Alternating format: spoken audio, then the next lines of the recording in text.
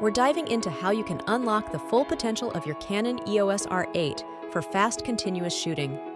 This feature allows your camera to take multiple photos in rapid succession, making it perfect for capturing fast-moving action like sports or wildlife. Let's start.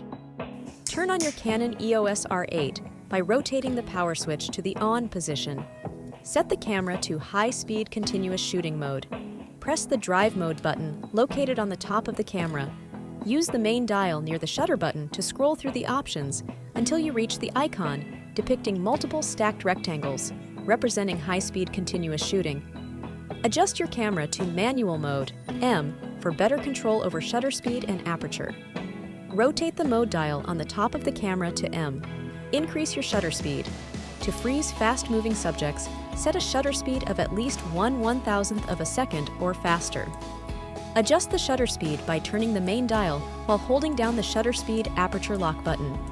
Set a wide aperture, low f number, to allow more light in, which is especially useful in high-speed settings. Use the quick control dial on the back of the camera to adjust the aperture. Raise the ISO if needed.